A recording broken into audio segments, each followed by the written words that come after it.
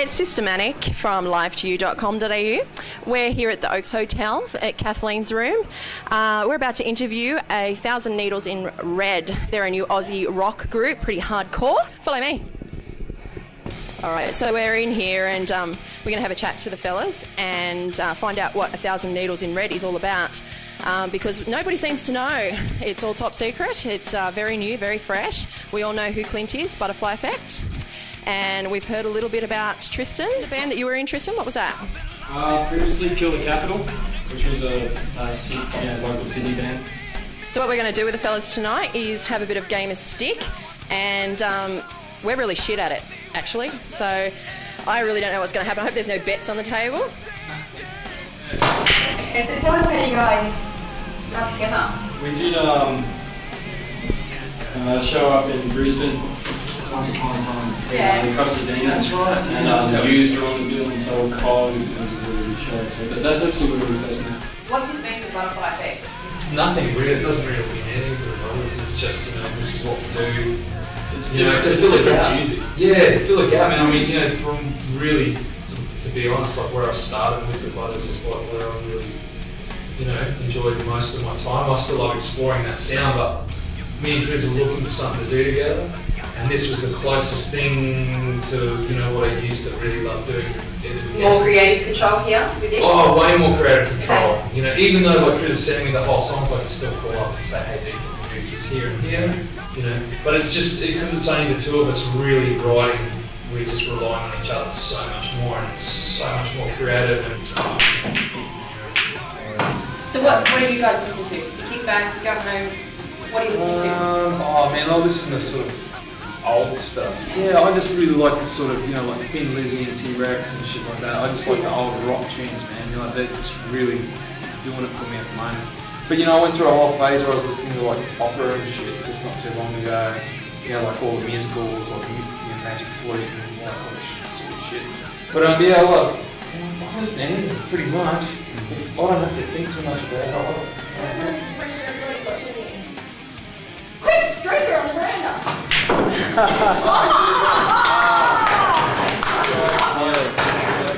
If you can ask people, say one thing to people, why should they listen to 1,000 Needles in Red? Why should they check out your MySpace page? Why should they want to know who you are and what you're about? Well, I think because it's fresh new music, I think finding anything new, being one of the first people to find anything new is always a buzz, and you get to like lord it over your friends and go, I've heard of all these new bands. Not only that, I think it's different. It's just different. We're really proud of it, and it's a bit like just rock. It's like that too. Fun. If you could choose an Australian anthem for us, anything? What is it? I really like Cultures. Oh, wow, nice. That's so much better than KCN. Yeah, no, that's my song. That's what I've always thought it should be. It just encapsulates Australia to me. www.myspace.com/ I don't like looking at the camera. Okay. I got a bit of a thing about looking at the camera. Basically everything's / 1,000 Needles in Red. We've got things that are brewing, and until the EP is released, which is this first week of March next year. First week of March. Until then. So we've only got one single to listen to. Jesus. Yeah, we're really trying to get everything happening so we can launch in a big way. Instead of trying to do like dribs and drabs and putting a couple of songs up on MySpace, then everyone going, oh, we've heard those couple of tracks and getting So what are you going to do? You're going to do a big gigs? You're going to be media? So March. Yeah, March is the start of the campaign. So we've got some touring that's penciled in but not confirmed, but we'll be confirmed in the next week, which is pretty big. Yeah, it's pretty good. And just push this record, which it's a 7-track EP, so I mean, it's not the average 4 or 5 songs or whatever. It's got some songs on it, and there's a song for everyone. Yeah, it really is. I think so. And independent, and you say independent? Yes. Signed. Yes, no, independent, we can have total control. Not only that, so we can really, just have that freedom to, start making money and putting it back into the business so we can continue to make albums. And not only that, I think it's just been done and done, hasn't it? Like the independent thing, everyone's proved you can do it, so why not do it? I think the thing that me and Clint have talked about since day one is the product, the songs, how we do live shows. Clint's got film clips designed in his head to every single song, and I'm like, dude, I can't keep up with it, you know. And this, it is about the product, and I suppose we're just itching to get the product out, and as soon as we've done that, we want to give more product, and that's it, from live shows to records. So just content. Yeah, that's right. Yeah. So what's the difference between creative genius and insanity?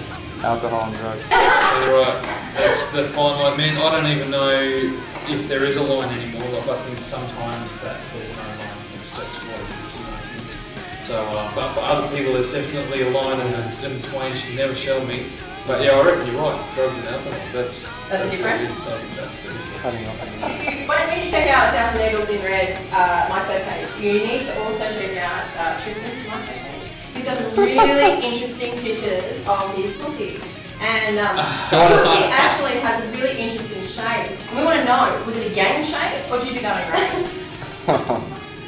Yeah, it was. Did you have to sedate pussy to get that sort of yeah, that was cover? expensive. Yeah, he did. He had to be sedated. You try and give a cat a mohawk and see what happens. Yeah, and that doesn't happen. Did you give Westwood a mohawk? Have you not seen it? Have you not seen it? Every Christmas he gets a mohawk. I know. Every Christmas, it's priceless. Because in my apartment it gets a little hot. You ever drank out of an ashtray? No, I haven't. No, I've never been that drunk ever. Or that desperate. Yeah, no. And you? We did spend 5 days in Vegas Oh, not so long ago. Yeah, man. That's why I'm now. This is why he's. I'm teetotaler right now, because I broke myself. Yeah, we hit in it. Vegas. We hit it really hard. Moments, though. I mean, Oh man, I'm having. Whenever I was talking to a young band or something, and they were saying, you know, the last thing they want to do is see someone that they may or may not look up to or think is alright. Yeah. You know, and to give them the wrong impression is, I just don't be like that anymore. Do you know what I mean? I'm not saying I was shithead until last week, just drinking wise. I was just, you know, drinking. Last week, but I'm so over that now. Yeah, no. I mean, hey, this is the start. You've got to start somewhere. This is the first person, yeah, you know. So that's all good. But anyway, yeah. Sign one of these before you start. Sure. Oh. And we'll leave you a copy. All right, great. Thank you. Thanks, guys.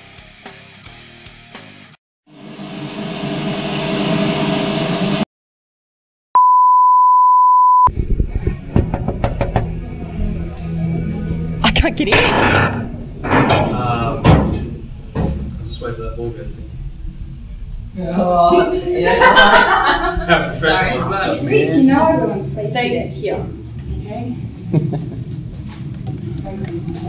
Alright, we're back on the go.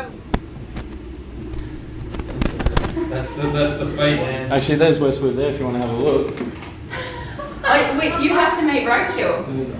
That's awesome. And I still can't believe you got it tattooed on your arm. It's like last Monday. But I think when you're